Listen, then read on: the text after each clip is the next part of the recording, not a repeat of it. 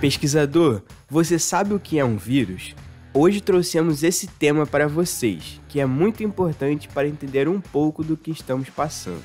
Vamos falar também como é o processo de infecção e qual o problema que as mutações trazem para a humanidade. Tudo isso logo depois da vinheta.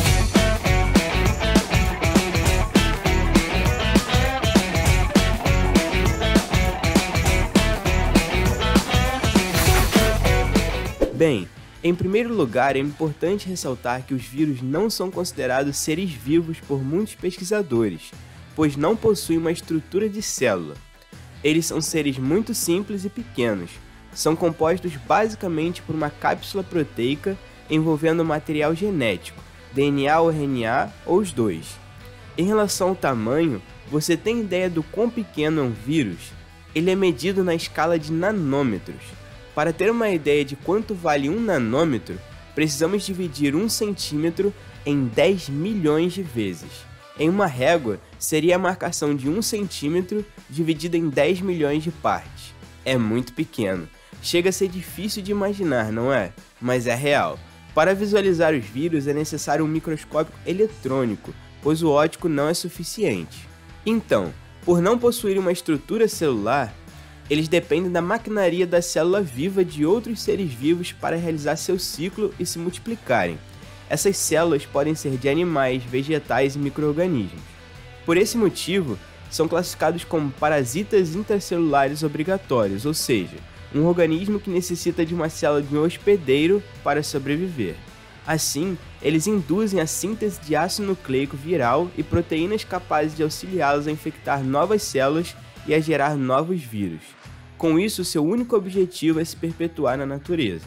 Trazendo para a pandemia que estamos passando do SARS-CoV-2, fica evidente que para conseguirmos controlar, é necessário diminuir a transmissão, já que só sobrevivem dentro das células. Por isso é tão importante o distanciamento social. Agora falando um pouco sobre a história. Em 1884, o microbiologista francês Charles Champollion desenvolveu um filtro de porcelana, com poros entre 0,1 e 1 micrômetro de diâmetro, que filtravam praticamente todas as bactérias. A invenção muitas vezes leva o nome de Pasteur também, pois Champollion trabalhava com ele. Os vírus ultrapassavam esses filtros e por isso ficaram conhecidos como organismos filtráveis. A primeira evidência da presença de vírus foi numa planta. Hoje conhecemos como vírus mosaico do tabaco. Em 1892, o biólogo russo Dmitry Ivanovsky usou o filtro de Champollion para filtrar extratos de folhas infectadas e descobriu que o filtrado continuava infectado. Em 1898, o holandês Martinus Beijerinck repetiu o experimento e convenceu-se de que estaríamos diante de um novo patógeno, que se multiplicava em células. Daí surgiu a primeira pista de que existiriam partículas menores do que as bactérias. Já em 1900, Walter Reed desvendou a primeira doença humana causada por um agente filtrável, era a febre amarela. Ele encontrou o vírus no sangue dos pacientes durante a fase da febre. Também descobriu que o vírus se espalhou através dos mosquitos. A doença foi controlada na época, destruindo populações do mosquito. Muito interessante, não acha? Agora vamos falar um pouco da composição. Os vírus, como falado anteriormente, são estruturas simples, compostas basicamente pelo material genético, núcleo e capsídeo, camada externa de proteínas que envolve o ácido nucleico. Alguns vírus ainda apresentam envelope, derivado de membranas com proteínas codificadas pelo vírus. Os envelopes contêm proteínas que são específicas dos vírus, as quais muitas vezes ajudam as partículas virais a se ligarem às células hospedeiras. De acordo com propriedades físico-químicas, o vírus apresenta tropismo, ou seja, afinidade por um tipo de célula, e isso influencia no tipo de doença causada. Essa interação vírus-hospedeiro é a chave de muitos aspectos das doenças virais.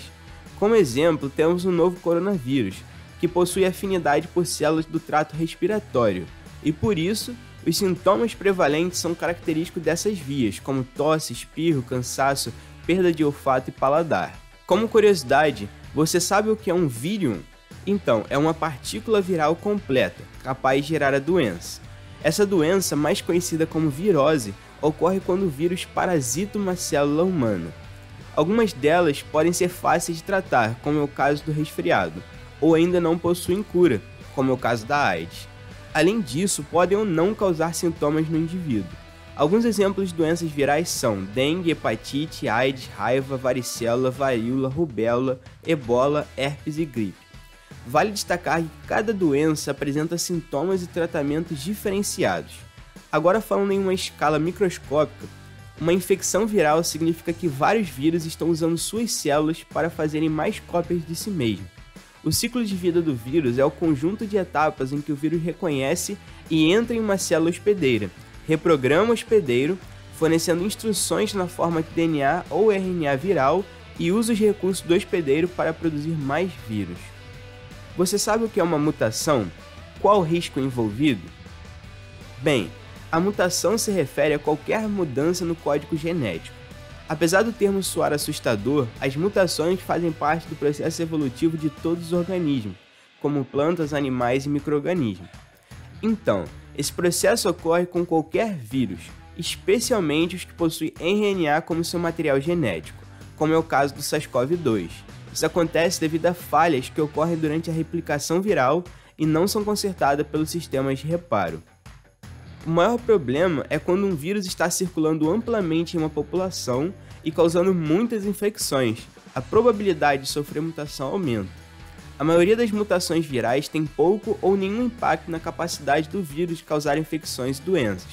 Mas, dependendo de onde as alterações estão localizadas, no material genético do vírus, podem afetar as propriedades, como a transmissão, podem se espalhar mais ou menos facilmente, ou gravidade. Pode causar doenças mais ou menos graves, pois o objetivo das mutações é garantir a sobrevivência dos vírus. Nesse contexto, um risco é essas mutações originarem cepas que consigam escapar da proteção vacinal, ou seja, pode ocorrer uma mudança no genoma que funcione como um disfarce, e o nosso sistema imunológico não reconheça mais o vírus. Isso pode causar novos surtos da doença, e um exemplo desse problema está ocorrendo na pandemia do novo coronavírus. São as variantes que estamos enfrentando. Por essa questão, é necessário que a população se conscientize e faça a sua parte para reduzir a circulação do vírus. Pesquisador, imagine se até hoje não tivéssemos todo o conhecimento sobre os vírus que foi construído por todos esses anos.